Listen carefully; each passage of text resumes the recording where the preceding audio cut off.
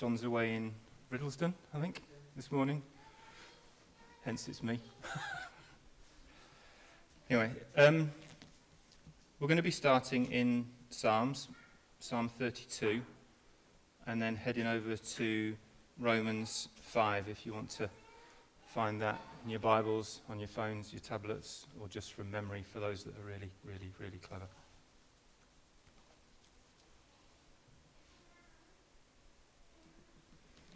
So Psalm 32. Blessed is he whose transgressions are forgiven, whose sins are covered. Blessed is the man whose sin the Lord does not count against him, and in whose spirit is no deceit. When I kept silent, my bones wasted away through my groaning all day long. For night and day your hand was heavy upon me, my strength was sapped as in the heat of summer. Then I acknowledged my sin to you, and did not cover up my iniquity. I said, I will confess my transgressions to the Lord, and you forgave the guilt of my sin. Therefore let everyone who is godly pray to you, while you may be found. Surely when the mighty waters rise, they will not reach him. You are my hiding place. You will protect me from trouble, and surround me with songs of deliverance. I will instruct you and teach you in the way you should go. I will counsel you and watch over you. Don't be like the horse or the mule, which have no understanding, but must be controlled by bit and bridle, or they will not come to you. Many are the woes of the wicked, but the Lord's unfailing love surrounds the man who trusts in him. Rejoice in the Lord and be glad. You righteous, sing all you who are upright in heart.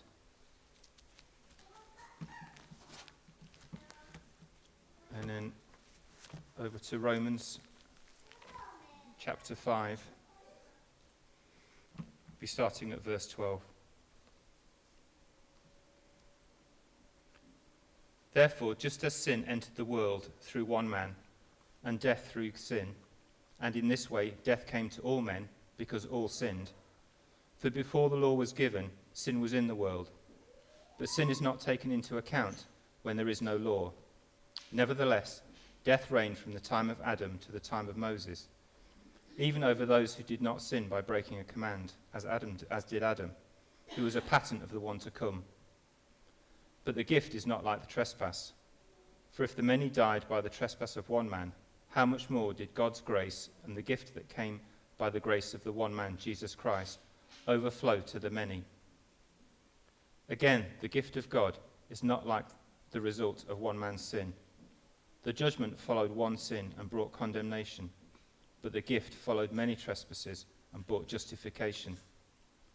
For if by the trespass of the one man death reigned through that one man, how much more will those who receive God's abundant provision of grace and the gift of righteousness reign in life through the one man, Jesus Christ? Consequently, just as the result of one trespass was condemnation for all men, so also the result of one act of righteousness was justification that brings life to all men. For just as through the disobedience of the one man the many were made sinners, so through the obedience of the one man the many will be made righteous.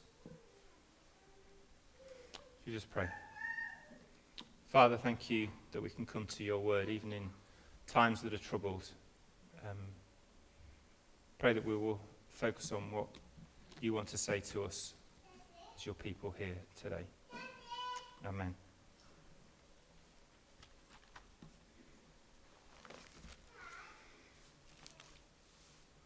Well, I hope you managed to get your pancakes on Tuesday. We just about remembered. And so today is the first Sunday of Lent, that 40-day period, minus Sundays apparently, where we look forward to Easter, to the cross, and also a period of time where we remember that Jesus was tempted in the wilderness. And it says in Matthew 4, then Jesus was led by the Spirit into the desert to be tempted by the devil. And I don't know about you, but that's quite disturbing. That Jesus was led by the Spirit. And what our translation of the NIV translates as tempted can also be translated as tested. And I think I can cope better with being led through a test. The test is to make sure that you're ready, isn't it? You know, think of all those people that will be sitting mocks at the moment as they head towards exams that haven't happened for the last 2 years, and some of those kids have not had experience of exams. It's going to be a test of what they know. And so Jesus is led by the Spirit into the desert to spend time in the company of the accuser. And that doesn't sound good, does it? But he comes out of that knowing who he is, whose he is, and who he represents. And from that time on, he begins his assault on the powers of darkness. And the result of that is the triumph of the cross and of his resurrection.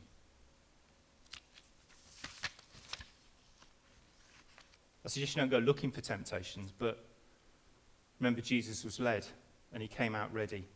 So if you're finding things a difficult time at this time, know that God's prepared you for this, preparing you for this, and he'll bring you through.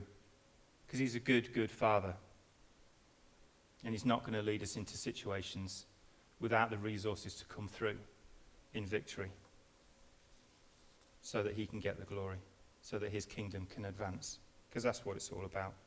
In the end, it's about him. It's not about us. It's all about him.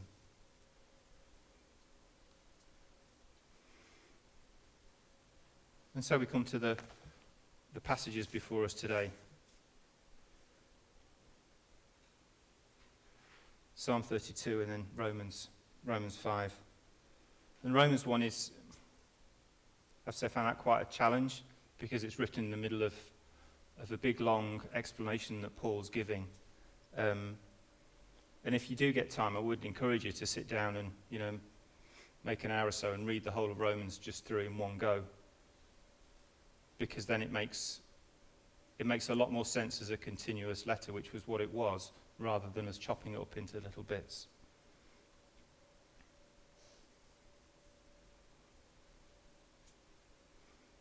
But we get to Psalm 32, and some scholars tell us that it was written by David, and that was basically after he'd raped Bathsheba and then had her husband killed. In the Bible, just full of uplifting stories.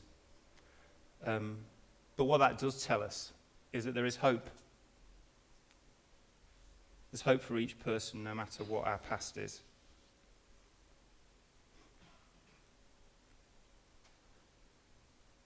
And the first verse starts with two biblical concepts that in our society today, in our culture, we don't seem to want to think about. It's transgression and it's sin. And sometimes we can think of that as a bit easier, of sin. That's we've got greater understanding when you've got someone who seems like a despot going and invading a country. But in other things, we try not to. Culture seems to be kind of moving away from that. And when I was looking at what the meanings of the words that we translate in our English translation are, so the word transgression can mean revolt, so coming against something.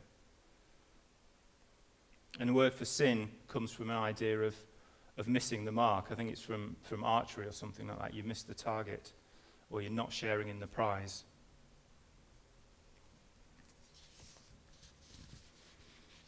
And society now seems to want to tell us there is no absolute truth, there is no right or wrong. Now even what was black and white is kind of more grey, and maybe even a pale grey that just borders on the white. I think of things like the musical Wicked. I haven't seen our kids occasionally sing bits from it and play bits from it. That's about the green Wicked Witch of the North. Who remembers watching The Wizard of Oz?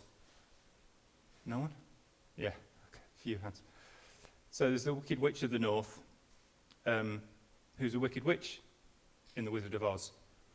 But in the story of Wicked, as much as I understand it, she's kind of misunderstood. And So we've got this blurring between what's right and what's wrong. And while I applaud that idea of not labeling people as evil, because all of us, indeed, even the president of Russia is someone made in the image of God, because he's a human being, and we all are. It's our actions that often reveal our hearts on the inside. And no matter what our backgrounds, how difficult our circumstances are in the past, we are responsible for our own actions.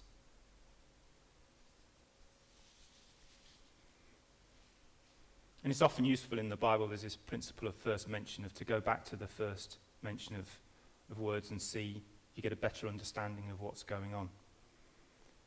And so we first see sin rear its ugly head in the Garden of Eden, the first revolt of man. Now missing the mark as it sought to put distance between God and man, and then between man and woman.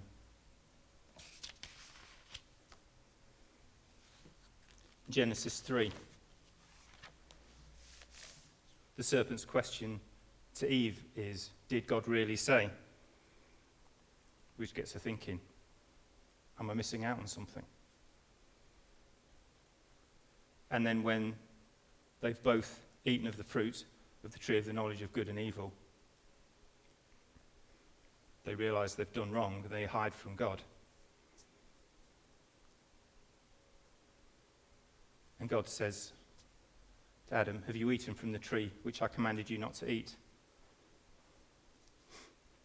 And the man's instant response through time, from then on, all through time, has been, it was her fault. Well, it was your fault, and it's her fault.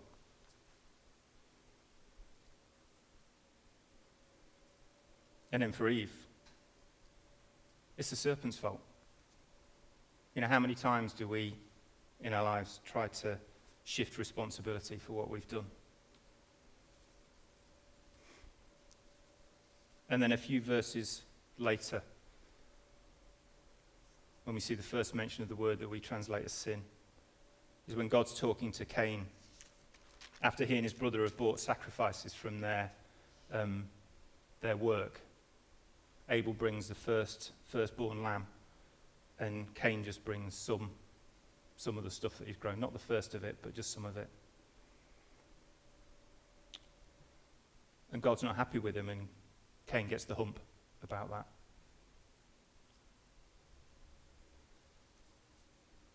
And God warns him, sin is crouching at your door.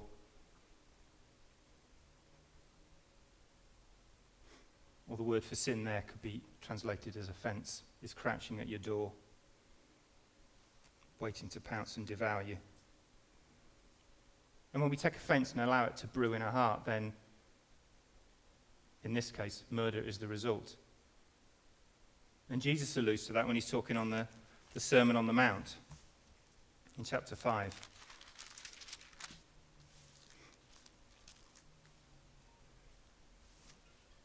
He says, but I tell you this, anyone who is angry with his brother will be subject to judgment.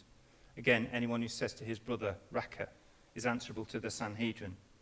But anyone who says, you fool, will be in danger of the fires of hell.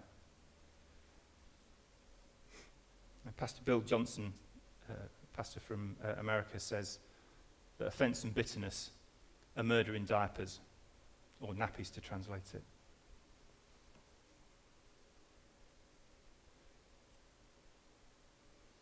So what was God's original plan? What I'd like to do is play a bit from the Bible Project on YouTube. I've talked about that before. They do really, really good explanations